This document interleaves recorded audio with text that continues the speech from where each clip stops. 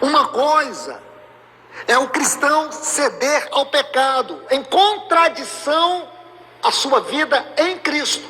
Então, uma coisa é o cristão ceder ao pecado em contradição à sua vida em Cristo. E a outra é ele abandonar a vida em Cristo. São duas coisas diferentes. Uma coisa é ele ceder às fraquezas em contradição à vida em Cristo. Agora, outra coisa é ele abandonar a vida em Cristo. E o sentido aqui é justamente esse. É abandonar a vida em Cristo. Vamos atentar novamente para o contexto para entendermos isso aqui. Versículo 11. Ele diz assim: a esse respeito. E você vai ver que essa frase, a esse respeito, o versículo 11, do capítulo 5, está em plena harmonia com o versículo 1 do capítulo 6, quando ele diz por isso. Então, observe, vamos lá. Deixa eu colocar isso bem didático para vocês. Quando você chega aqui no versículo 11 do capítulo 5, quando ele diz a esse respeito, você tem os versículos 1 a 10 como contexto dessa frase. A esse respeito, a respeito da grandeza, da altura, da largura, do comprimento, da profundidade, de tudo aquilo que é o sacerdócio de Cristo, segundo a ordem de Melquisedeque. Eu tinha muitas coisas para dizer para vocês. Agora, quando ele diz assim, por isso, aí você tem que pegar aqui, desde o versículo 12. Pois devendo já ser mestres, em razão do tempo, quanto tempo passou? E vocês ouviram, receberam, quantos depósitos foram feitos, quantas palavras, quantas horas de meditação, estudo, quantas reuniões de aprendizado, quantas lições, quantos capítulos, quantos livros, quantas coisas foram ministradas de Deus na sua vida. E é isso que ele está dizendo, e vocês não cresceram.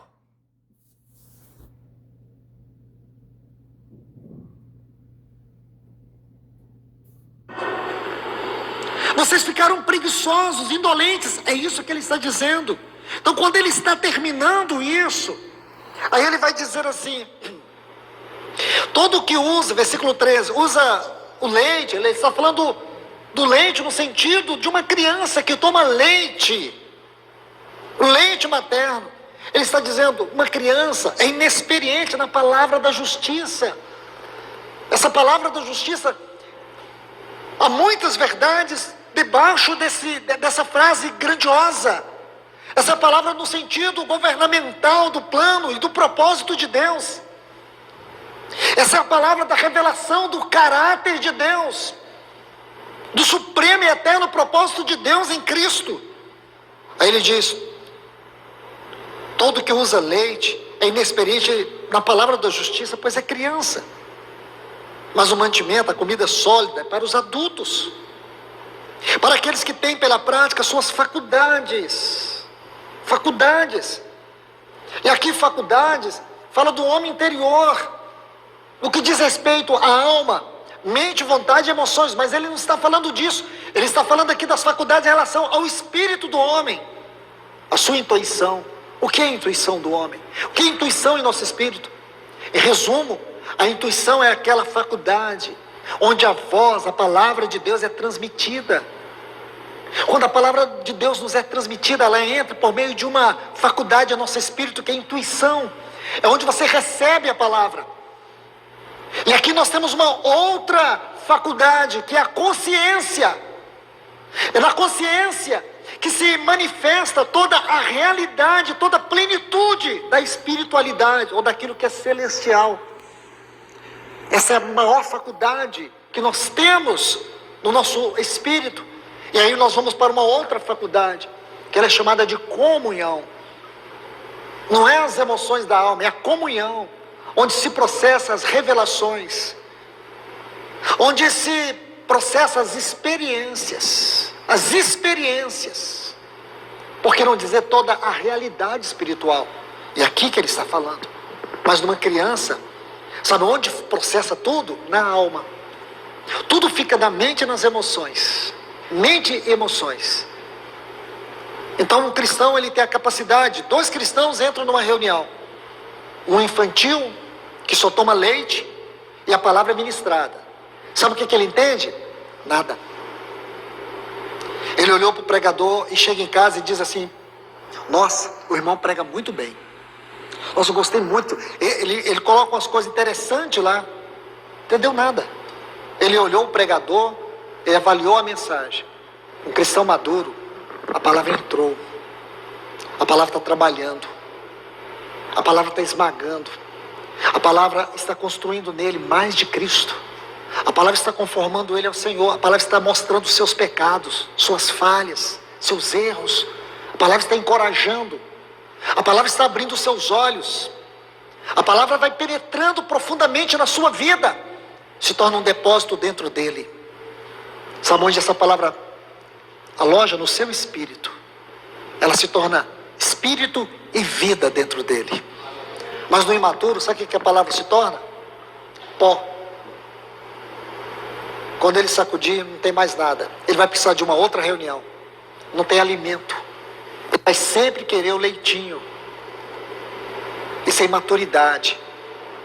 Irmãos, eu falo para vocês, é uma tragédia uma igreja que não quer crescer.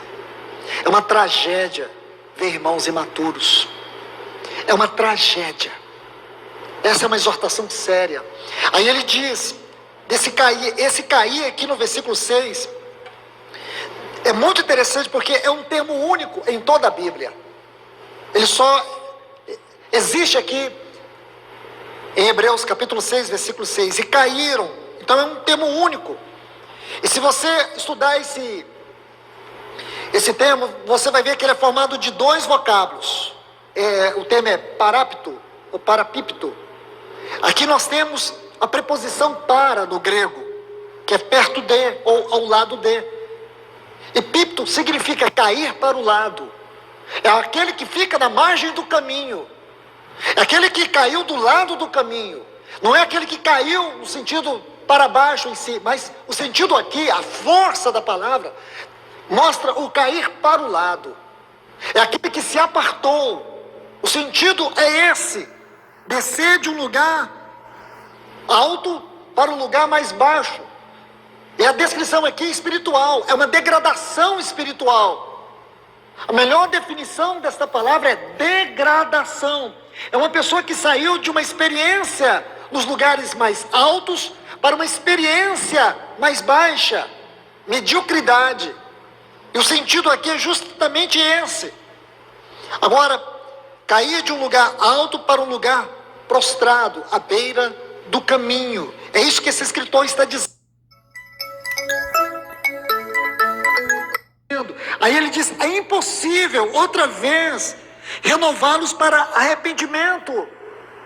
Não é você pegar esse cristão e fazer ele confessar o Senhor de novo, trazer ele para os princípios elementares, ensinar para ele agora tudo que ele aprendeu na infância espiritual. Não é isso. Imaturidade não é tratado dessa forma. O que ele está dizendo é que maturidade é uma queda. É aquele que não cresce, mas ele cai para o lado. Você consegue entender essa exposição? A hermenêutica é muito clara aqui, irmãos. Observe, a questão aqui não é arrependimento.